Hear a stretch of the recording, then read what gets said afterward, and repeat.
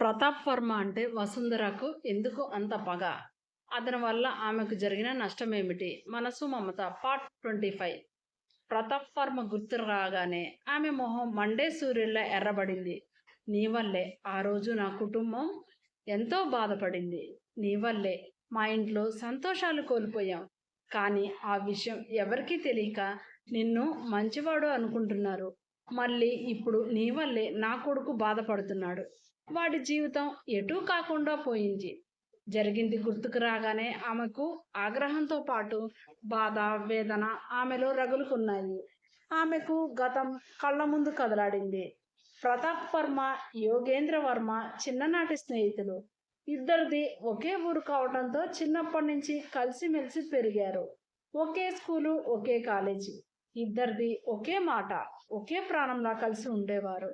ఇరు కుటుంబాల మధ్య కూడా మంచి స్నేహ సంబంధాలు ఉన్నాయి. ప్రతాప్ వర్మ, యోగేంద్ర వర్మ కూడా స్థితిపరులే, కానీ యోగేంద్ర వర్మ కంటే ప్రతాప్ వర్మ మరింత స్థితిమంతులు. ఆయన ఇద్దరి మధ్య ఆ భేదం ఎప్పుడూ ఉండేది కాదు. ప్రతాప్ వర్మ వాళ్ళది మొదటి నుంచి ఉన్నత కుటుంబం. ఎన్నో వ్యాపారాలు, పెద్దల నుంచి సంక్రమించిన ఆస్తి చాలా ఉంది. ప్రతాప్ వర్మ ఒక్కడే వారసుడు. యోగేంద్ర వర్మకు మాత్రం ఒక చెల్లెలు ఉండేది. ఆమె పేరు ప్రవల్లిక. అందమైనది, అనుకువ, నెమ్మది, మంచితనం ఆమె సొత్తు. చిన్నప్పటి నుంచి వీళ్ళు కలిసిమెలిసి పెరగడంతో ఆమె కూడా ప్రతాప్ వర్మతో స్నేహంగా ఉండేది. అతను అంతే. ప్రవళిక అంటే అతనికి అభిమానం, తమకంటే చిన్నదని. వీళ్ళిద్దరూ సరదాగా బావా బావా అనుకునేవాళ్ళు. ఇద్దరు చదువులు అయిపోయి బిజినెస్లోకి ప్రవేశించారు. ఒక పక్క కుటుంబ వ్యాపారాలు చూసుకుంటూనే ఇద్దరు కలిసి కొత్తగా బిజినెస్ స్టార్ట్ చేశారు. దాన్ని ప్రతాప్ వర్మే ఎక్కువగా చూసుకునేవాడు. పెట్టుబడి కూడా అతనిదే ఎక్కువ. లాభాలు మాత్రం సమానంగా పంచేవాడు. యోగేంద్ర పెట్టుబడి ప్రకారం పంచుకుందాం అన్నా వినేవాడు కాదు. ఏదైనా సమానమే, ఇందులో ఎక్కువ తక్కువ లేదు అనేవాడు ప్రతాప్. అతను స్నేహానికి ప్రాణమిచ్చేవాడు. యోగేంద్ర అంతే. ఇద్దరికి ఒకరంటే ఒకరికి ఎనలేని ప్రేమ అభిమానాలు. వీళ్ళని చూసి కాలేజీలో వీళ్ళలో ఒకరు అమ్మాయి అయితే గొప్ప జోడీ అయ్యేవారు అని జోక్స్ వేసుకొని నవ్వుకునేవారు. వీళ్ళు విన్నా పట్టించుకునేవాళ్ళు కాదు. అంత ప్రాణంగా ఉండేవాళ్ళు. స్వతహాగా ప్రతాప్ వర్మ చాలా తెలివైనవాడు. ఏది చేపట్టినా అంతు చూసే వరకు వదిలిపెట్టడు. దానికోసం బాగా శ్రమిస్తాడు. యోగేంద్ర అలా కాదు. శ్రమకు వెనకాడకపోయినా సక్సెస్ రాకపోతే డీలా పడి వదిలేస్తాడు. బిజినెస్ టాక్టిక్స్ అంతగా లేవు. అందుకే ప్రతాప్ వర్మనే చూసుకునేవాడు. యోగేంద్ర తమ బిజినెస్లు చూసుకునేవాడు. అందులో కూడా ప్రతాప్ సలహాలు, సూచనల ప్రకారం నడుచుకునేవాడు. మంచి లాభాలు వచ్చేవి. యోగేంద్రతో పాటు అతని కుటుంబ సభ్యులు సంతోషించేవారు. అలా ఇద్దరు బిజినెస్లో కూడా చేదోడు వాదోడుగా ఉండేవారు. ఎలాగో బిజినెస్లో సెటిల్ అయ్యారు కదా, పెళ్ళిళ్ళు చేసుకోమని అడిగారు ఇంట్లో వాళ్ళు. తాను ఇప్పుడే చేసుకోనని, కొంతకాలం ఆగుతానని చెప్పాడు ప్రతాప్ వర్మ. ఎంత అడిగినా ఇప్పుడే కాదు అన్నాడు. ఇక బలవంతం చెయ్యలేక నీ ఇష్టం అని వదిలేశారు ఇంట్లో వాళ్ళు. అతను అప్పటికే కాలేజీలో తనకంటే 4 ఏళ్ళు జూనియర్ అయిన మాధురిని ప్రేమించాడు. ఆ విషయం ఇంకా ఇంట్లో చెప్పలేదు. అతను ప్రేమిస్తున్న విషయం యోగేంద్రకు మాత్రమే తెలుసు. ఇటు మాధురి కూడా తన ఇంట్లో చెప్పలేదు. ఇంకా చదువు కాకపోవడంతో ఇప్పుడే ఎందుకని. ఇంట్లో ఆమె ఇష్టానికి అభ్యంతరం పెట్టేవాళ్ళు కూడా ఎవరూ లేరు. తల్లిదండ్రులు, అన్న ఆమెను ప్రాణంగా చూస్తారు. ఏది అడిగినా కాదు అనరు.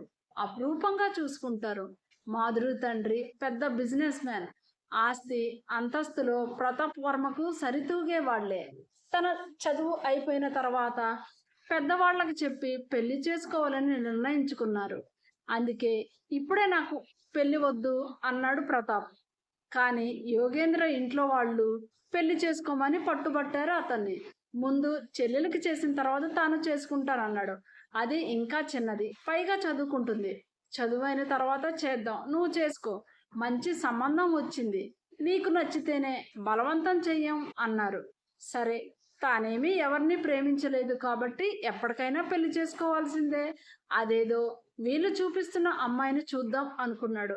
అదే విషయం ప్రతాప్ చెప్పాడు. అయితే అబ్బాయి గారు పెళ్లిపీటలు ఎక్కుతున్నారు అన్నమాట ఆట పట్టించాడు. యోగేంద్ర నవ్వుతూ అమ్మాయికి నచ్చాలిగా అన్నాడు. నువ్వెందుకు నచ్చవురా? అందగాడివి, సమర్థుడివి, డబ్బు, ఆస్తి, అంతస్తు అన్నీ ఉన్నాయి.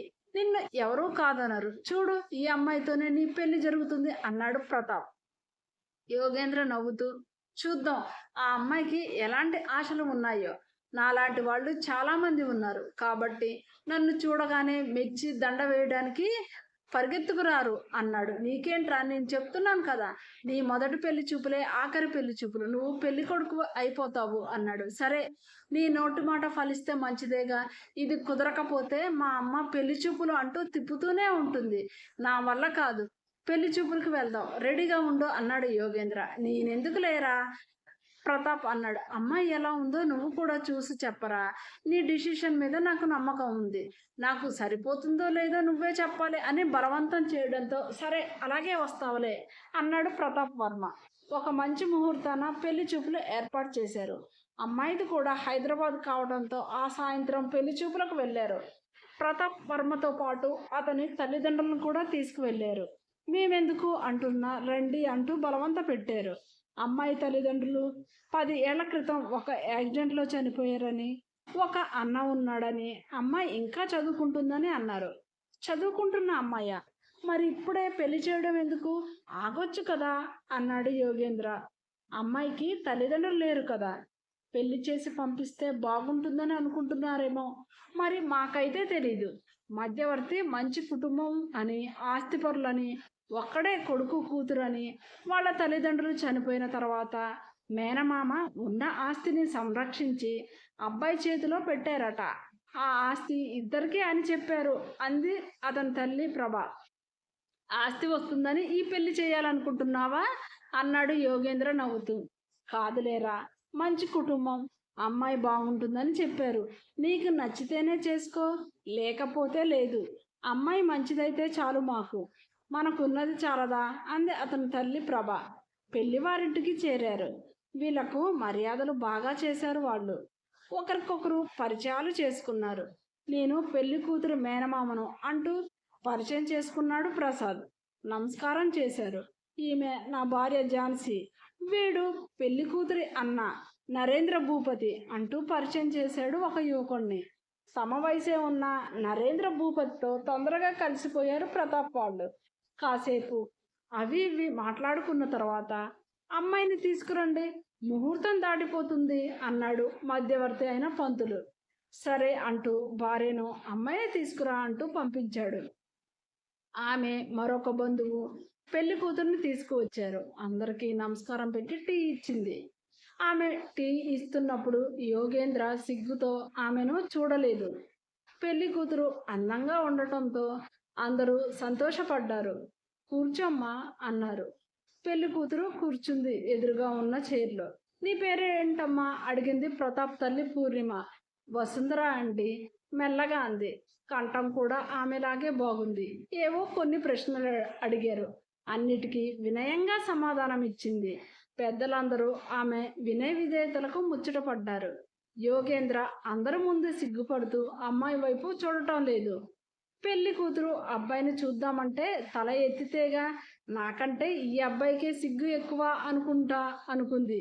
రే, నువ్వు సిగ్గుపడింది చాలు. మా చెల్లెని చూడు, చాలా అందంగా ఉంది అన్నాడు ప్రతాప్. అతని మృదు గంభీరమైన స్వరానికి చటుకున తల ఎత్తి చూసింది వసుంధర. ఆమె తన వైపు చూడగానే ఆత్మీయంగా నవ్వాడు ప్రతాప్. ఆమె నవ్వనట్టుగా నవ్వింది. చెల్లె, వీణ్ణి బాగా చూడు అంటూ యోగేంద్ర తల ఎత్తాడు. వసుంధరను చూడగానే యోగేంద్రకు బాగా నచ్చింది. వసుంధర తెల్లగా, పెద్ద కళ్ళతో, చక్కని కనుముక్కు తీరుతో, పొడవైన జడతో అందంగా ఉంది. యోగేంద్ర కూడా 6 అడుగుల పొడవుతో, దబ్బపండు ఛాయలో, చక్కటి మీసకట్టుతో, ఎల్లప్పుడూ చిరునవ్వుతో అందంగా హుందాగా ఉంటాడు. వసుంధర అతన్ని చూసి తలదించుకుంది. మీ ఇద్దరు ఏమన్నా మాట్లాడుకోవాలి అనుకుంటే మాట్లాడుకోండి అన్నాడు ప్రతాప్ వర్మ. అవును మాట్లాడుకోండి, పెద్దవాళ్ళు కూడా అన్నారు. వద్దు అన్నట్టు ఇద్దరు కంగారుగా తల అడ్డంగా ఊపారు. అందరూ నవ్వారు. సరే మీ ఇష్టం అన్నారు. కాసేపటి తర్వాత అమ్మాయిని లోపలికి తీసుకువెళ్ళండి అంది ప్రతాప్ తల్లి పూర్ణిమ. మేనమామ భార్య అయిన ఝాన్సీ వసుంధరను లోపలికి తీసుకువెళ్ళింది. కాసేపు అవి ఇవి మామూలు విషయాలు మాట్లాడుకున్న తర్వాత మీకు అమ్మాయి నచ్చితే ముహూర్తాలు పెట్టుకుందాం ఏమంటారు అన్నాడు మధ్యవర్తి. ఏరా అన్నట్టు కొడుకు వైపు చూసింది అతని తల్లి ప్రభ. నచ్చింది అన్నట్టు తల ఊపాడు యోగేంద్ర.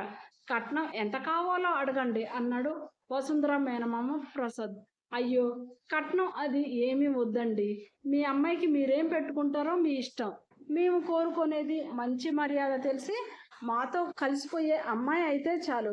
మాకు డబ్బు మీద ఆశ లేదు. భగవంతుని దయ వల్ల డబ్బుకు లోటు లేదు. మా అందరికీ అమ్మాయి నచ్చింది. అమ్మాయికి కూడా మా వాడు నచ్చితే ముహూర్తాలు పెట్టుకుందాం అంది ప్రభ. అతని తండ్రి రామకృష్ణ అదే అన్నాడు. భార్యను పిలిచి వసుకు ఇష్టమో కాదో కనుక్కో అన్నాడు ప్రసాద్. చెల్లెని ఇప్పుడే కంగారు పెట్టడం ఎందుకండి? తనను బాగా ఆలోచించుకొని చెప్పమనండి అన్నాడు ప్రతాప్. అవును, ప్రతాప్ చెప్పింది నిజమే. ఇప్పుడంటే అమ్మాయి కంగారు పడుతుందేమో. బాగా ఆలోచించుకొనే చెప్పమనండి, తొందరేమీ లేదు అన్నారు. భూపతికి ప్రతాప్ వర్మ బాగా నచ్చాడు. ఆడపిల్ల సైడ్ కూడా ఆలోచిస్తున్నాడు. పైగా చెల్లి అని ఆత్మీయంగా పిలుస్తున్నాడు. యోగేంద్ర అతను ప్రాణ స్నేహితులని, కుటుంబాల మధ్య మంచి సంబంధాలు ఉన్నాయని అర్థమైంది. యోగేంద్ర కూడా బుద్ధిమంతుల్లా ఉన్నాడు. కుటుంబం కూడా మంచి వాళ్ళలా ఉన్నారు. తన చెల్లికి ఇలాంటి కుటుంబం అయితేనే మంచిది దాని దూకుడికి అనుకున్నాడు నరేంద్ర భూపతి. కాసేపటి తర్వాత ఇక మేము బయలుదేరతాం. ఏ విషయం పంతులు గారితో కబురు పెట్టండి అన్నారు యోగేంద్ర తల్లిదండ్రులు. అలాగే అంటూ కారు వరకు వచ్చి సాగనంపారు. కారులో వెళ్తూ, ఏరా యోగి, అమ్మాయి నీకు నచ్చిందా? మేమందరం బాగుంది అన్నామని నువ్వు ఓకే చేసావా? అతని తల్లి ప్రభ అడిగింది. అత్త, వీడు అమ్మాయిని చూడగానే క్లీన్ బౌల్డ్ అయ్యాడు. ఇంకా మీరు సందేహించాల్సిన అవసరం లేదు అన్నాడు ప్రతాప్ నవ్వుతూ. అతని మాటలకు అందరూ నవ్వారు. అన్నయ్య, నీ పెళ్ళికి నాకు ఆడపడుచు కట్నంగా డైమండ్ నెక్లెస్ సెట్ కావాలి ప్రవల్లిక అడిగింది అతన్ని. ఉన్నాయి సరిపోవా నీకు? తల్లి అంది. ఎన్ని ఉన్నా ఆడపడుచు హోదాలో వచ్చే బహుమతులు వేరేలే అంది ప్రవల్లిక. తప్పకుండా కొనిస్తా, నీకు ఏం కావాలో కొనుక్కో కార్డు ఇస్తూ అన్నాడు యోగేంద్ర. పెళ్లికి మహా తొందర పడుతున్నాడు. వదిలితే పిల్ల మెడలో ఇప్పుడే తాళి కట్టేటట్టున్నాడు నవ్వుతూ అంది పూర్ణిమ. యోగేంద్ర సిగ్గుపడుతుంటే అందరూ నవ్వారు. ఆ మర్నాడు రాత్రి డిన్నర్ చేసి అందరూ కబుర్లు చెప్పుకుంటున్న టైంలో వసు, అబ్బాయి నీకు నచ్చాడా? అతను మేనమామ భార్య ఝాన్సీ అడిగింది ఆమెను. వసుంధర మాట్లాడలేదు. భయం లేదు, చెప్పు వసు. నీకు నచ్చకపోతే వదిలేద్దాం, బలవంతం లేదు అంది. మీ అందరికీ ఇష్టమైతే నాకు ఓకేనే అత్తయ్య అంది వసుంధర. మా ఇష్టం కాదు వసు, చేసుకోబోయేదానివి నువ్వు ఇష్టపడాలి. నీ మనసులో ఏముందో చెప్పు, భయపడకు అంది. అవును వసు, నువ్వు మనస్ఫూర్తిగానే ఇష్టపడితేనే ముందుకు వెళ్దాం, లేకపోతే వేరే సంబంధం చూద్దాం అన్నాడు భూపతి.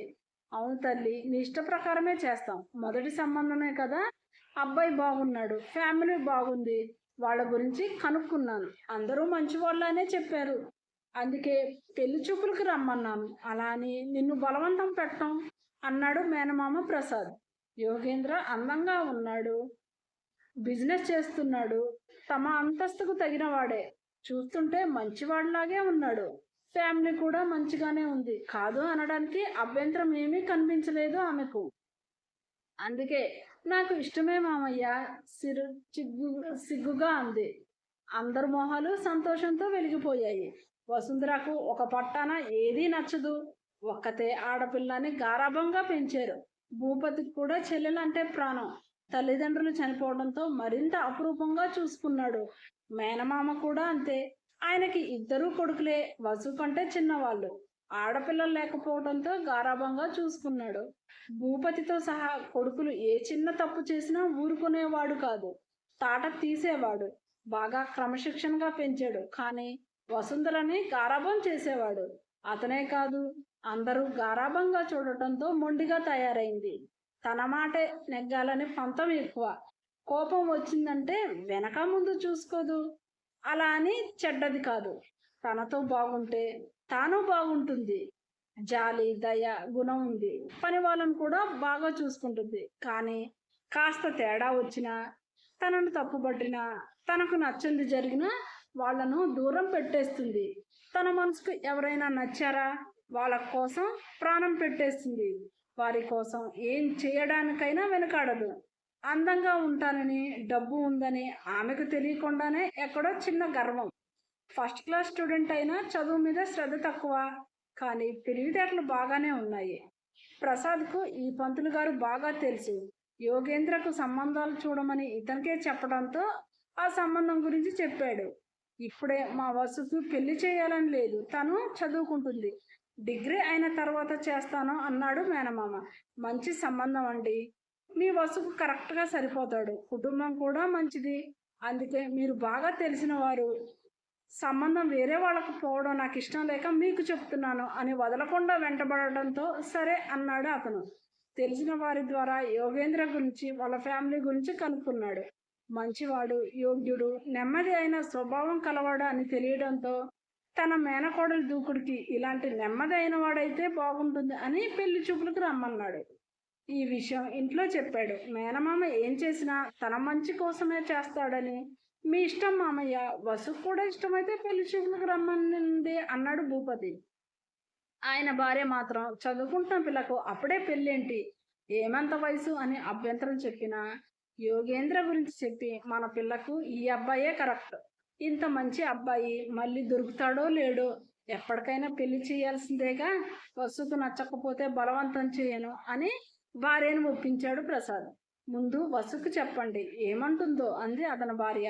వసుంధరకు చెప్తే సరదాగా పెళ్లి చూపులు చూస్తే పోలే, నచ్చితే అప్పుడు ఆలోచిద్దాం అనుకుంటూ సరే అంది. అలా పెళ్లి చూపులు జరగడం, వసుంధర అబ్బాయి నచ్చాడు అని చెప్పడంతో అందరి గుండెల మీద నుంచి భారం దిగినట్టు సంతోషపడ్డారు. ఇంకా ఎన్ని సంబంధాలు చూడాలో, ఎంత శ్రమ పడాలో అనుకున్న వాళ్లకు ఆమె ఇంత సులభంగా ఒప్పుకోవడంతో ఊపిరి పీల్చుకున్నారు. తర్వాత రోజే పంతులు గారితో యోగేంద్ర వాళ్లకు కబురు చేశారు.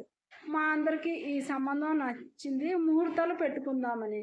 ఆ వెంటనే వాళ్ళు రావడం, కట్న కానుకలు ఏమీ వద్దని, మీ అమ్మాయికి ఏం పెట్టుకుంటారో మీ ఇష్టం అన్నారు. వాళ్ళ మంచితనానికి అందరూ సంతోషించారు. ఎంగేజ్మెంట్, ఆ తర్వాత పెళ్లికి వెంటనే ముహూర్తాలు కుదిరాయి. అనుకున్న డేట్కి ఎంగేజ్మెంట్ అయిపోయింది. పెళ్లికి 10 రోజులే ఉండటంతో అందరూ ఆ పనుల్లో పడ్డారు. కొనసాగుతుంది. యోగేంద్ర జీవితంలోకి వసుంధర రాక వారి కుటుంబంలో ఎటువంటి మార్పులను తీసుకువస్తుంది? ప్రతాప్ వర్మ యోగేంద్ర స్నేహం మునుపట్లాగే కొనసాగుతుందా? రాబోయే భాగాలలో తెలుసుకుందాం. ఈ భాగం మీకు నచ్చినట్టయితే లైక్ చేయండి, షేర్ చేయండి, సబ్స్క్రైబ్ చేయండి. మీ అమూల్యమైన అభిప్రాయాలను కామెంట్ రూపంలో నాకు తెలియజేయండి. మళ్ళీ నెక్స్ట్ పార్ట్లో కలుసుకుందాం. అంతవరకు సెలవు.